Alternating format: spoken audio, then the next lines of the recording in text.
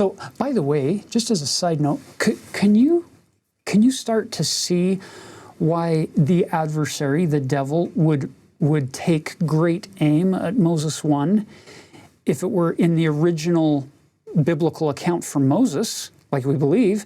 Then you can see why Satan would want that thing removed in its entirety, not altered, because it's going to do incredible damage to his efforts and to his kingdom. This chapter, I'm telling you, it's off the charts amazing in this realm of helping solidify those identities. And if you know who you truly are and who God truly is and who the adversary really is, it makes overcoming temptation and staying on the covenant path way easier than if we walk around confused as to trying to figure out who we really are. Now, once Satan leaves, Moses is sitting there. By the way, can you picture Moses at this point thinking, wow, what a day at the prophetic office. I saw God and I saw all the inhabitants of this earth, and then I saw the devil and I saw the bitterness of hell, and I had to use the power, the name of God to cast him out. This would be an off-the-charts day for any prophet in the history of time. But Moses' day isn't over yet. We talked at the beginning about an infinity switch in your brain. This would be a good time to turn that on, because God comes back to Moses again.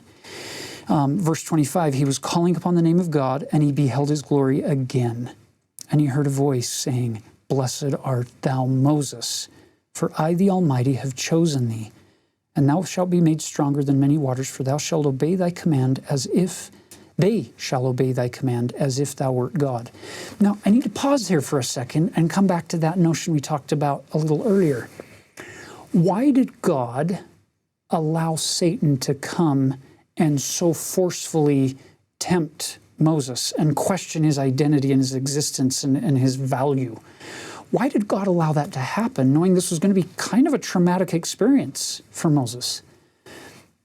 I believe with all my heart that a loving God allowed that to happen because moving forward with everything that's in Moses' future, working with Pharaoh and the children of Israel and bringing them out into the wilderness and trying to get them into the promised land and then wandering for 40 years, everything that's going to go on, I think Moses, as the chosen vessel of the Lord at that time for those people, he needed to know without any doubt who God was. And he also needed to know who the enemy was, who was going to be working against God's efforts throughout the rest of his experience.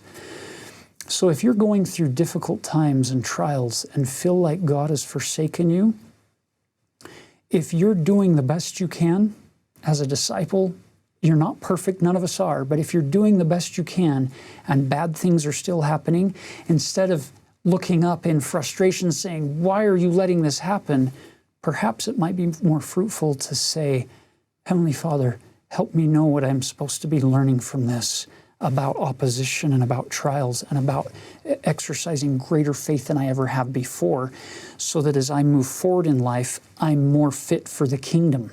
More used would I be. More of an instrument in the hands of the Lord to do more things to help build up other people who are going to be wrestling and struggling with additional difficult things down the road.